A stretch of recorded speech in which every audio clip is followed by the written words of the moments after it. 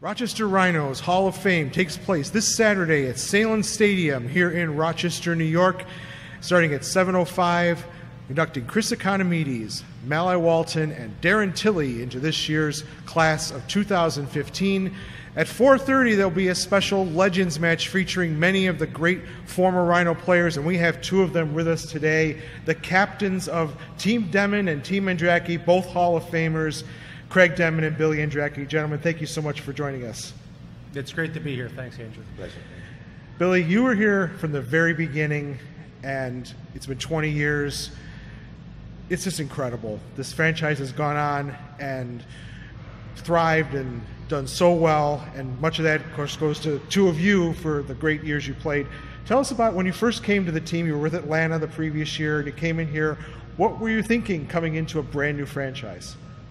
Well, I mean, I was very fortunate to be able to be picked up from Atlanta.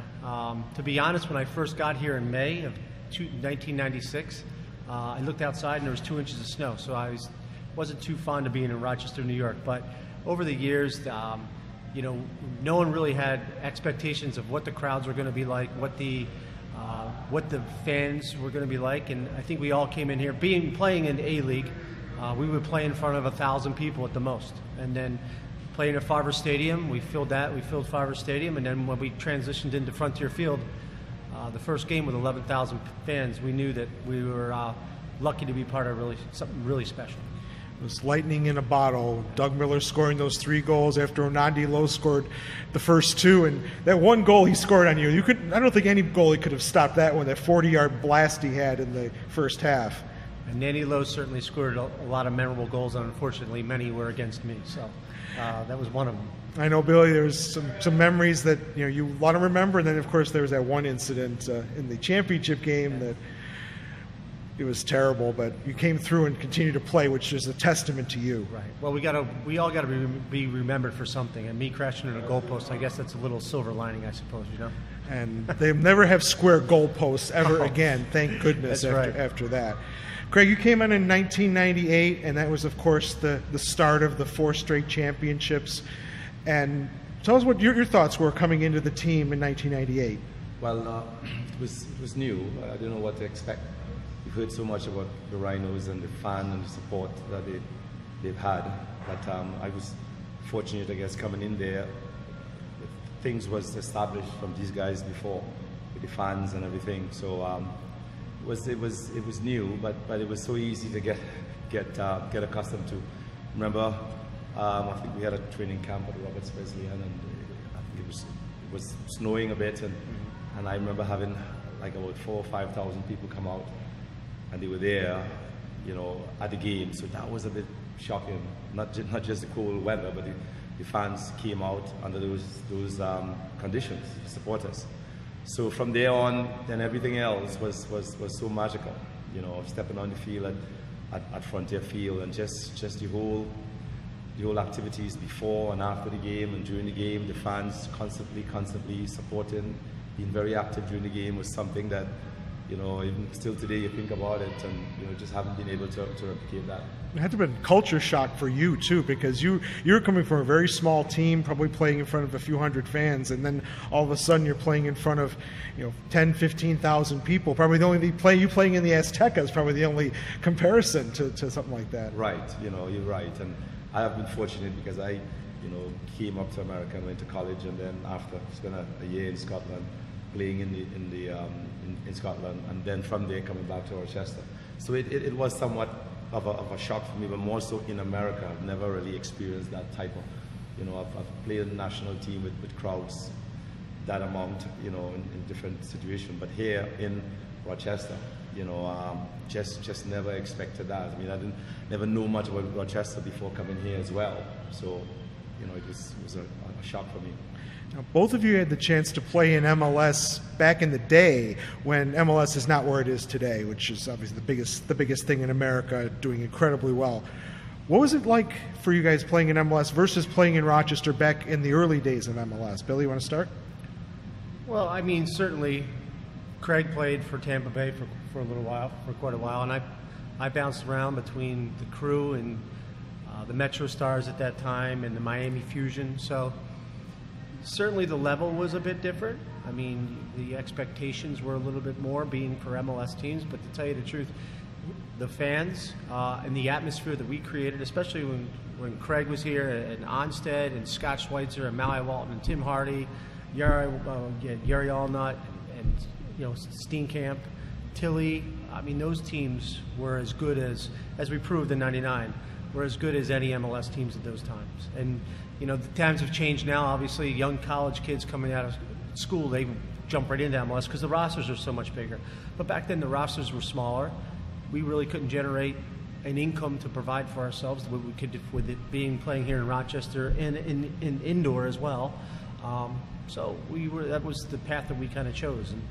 And I was fortunate enough to be a part of those great teams throughout that time. But I think our club back then, where it was as good from a management standpoint through a player standpoint as any MLS team at that time.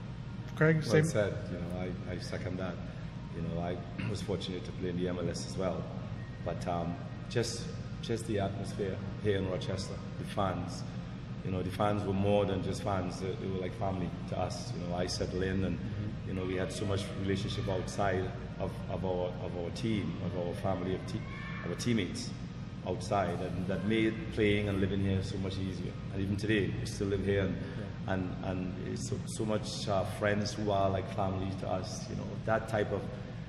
That type of relationships really makes you feel like you're at home and makes you comfortable in playing, and a lot more is accomplished under that circumstance. And I think that I'm sure I speak for Craig too, that of all the soccer memories that the Rhinos have given us, I think the greatest thing that came out of coming to Rochester is now living in this community, having a family, being able to coach my kids and being part of this community.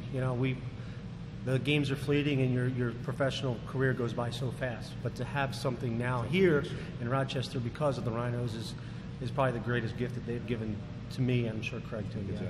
It's something very special we have here in this city, and very hard to replicate that anywhere else. It's something you can't make happen. It has to happen organically, and that's what happened with this team. It took over this city starting in '96 when he went to Frontier Field, going all the way to the championship game, and also beating Tampa Bay in the Open Cup. That was another huge moment. Bill, you were a big part of that one. That was great memory. But you talk about the memories of and things happen with your families coming up, building your families here.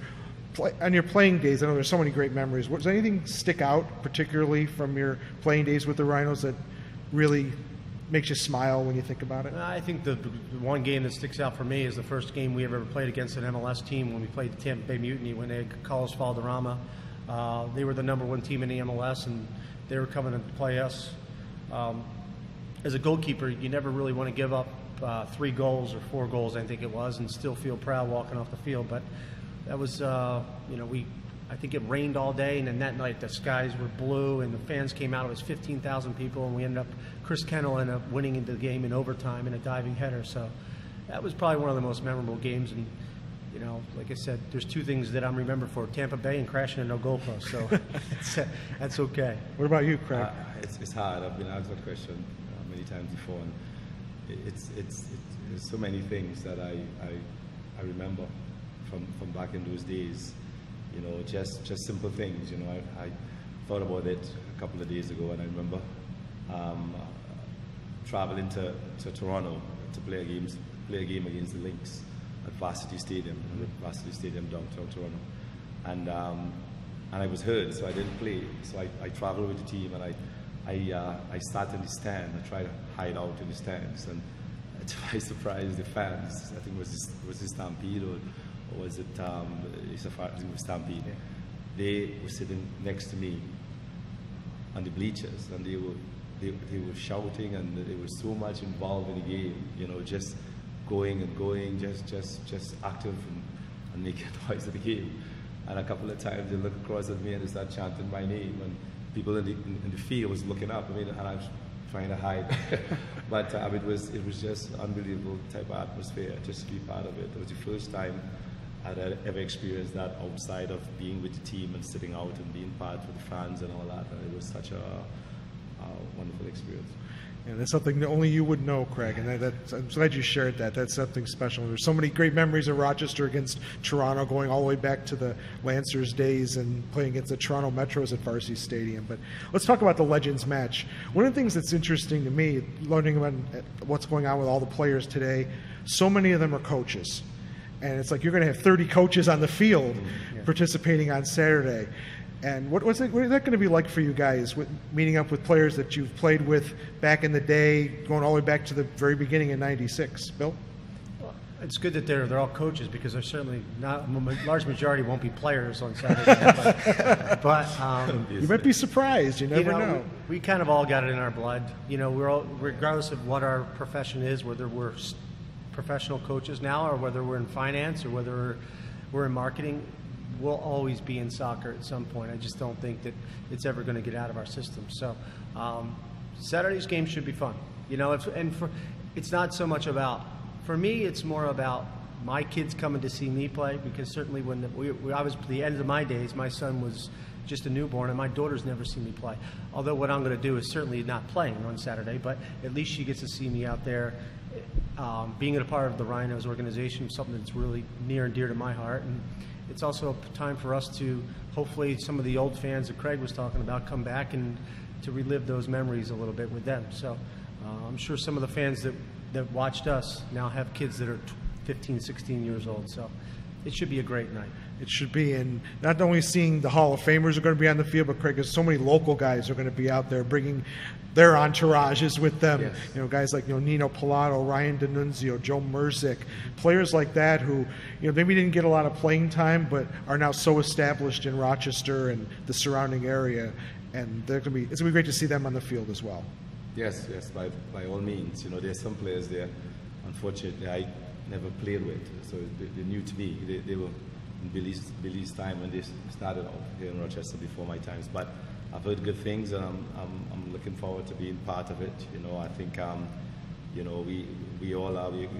I'm looking forward to see players that I've played with as well, Carlos Zavala and a couple of those guys. I want to see if Carlos Zavala can still deliver those balls, quality service that he's known for. Hopefully he can. Hopefully he's still in my team.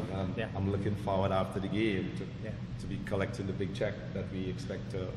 Right. Are we getting a check for? That's right. What is it? 10 cents and 5 cents, maybe something like that, or maybe half a chicken dinner versus a quarter chicken. I'm happy for guys like Mally Walton too to be inducted. Yes. He's back when we were winning championships. Him, Craig, Scotty Schweitzer, and Tim Hardy.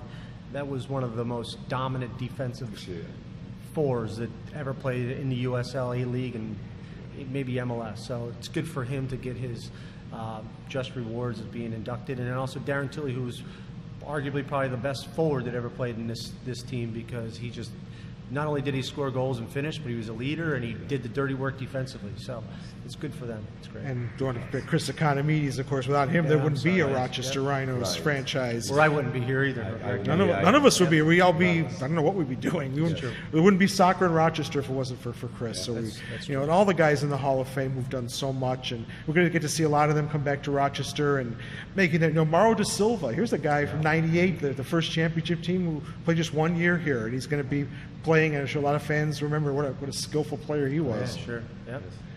It's good. I'm pleasantly surprised, that he's coming back. I didn't thought that he would be making a trip from Brazil, but I enjoy playing with him so much. Such a skillful, good guy. So that'll be nice. Is he on your team? Again. Of course he is.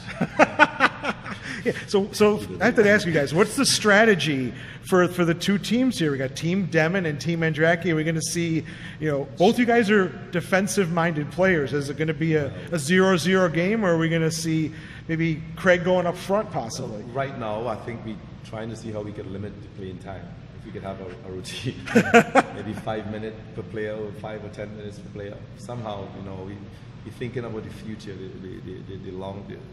the game at the end of the game. So we're trying to see if we could, kind of petition out the game to get players in and out as much as we can. And After that, then we'll think about winning and losing. But we know that my team is going to win, but Billy might have something else to say. My strategy is not to get injured, be able to walk off the field, and just let Billy Cedric run all over the place. That's probably my strategy. Well, Bill, you're going to be in goal, so you won't have to do too much running, hopefully. That's good. We'll see what happens on those set pieces, though. You know, there's some dangerous players out there. But, guys, we really appreciate you coming down here. And it'll be such an honor to watch over 30 Rhinos players. And don't want to forget about Mr. Escos and Mr. O'Doy, who are the coaches, Hall of Famers in their own right.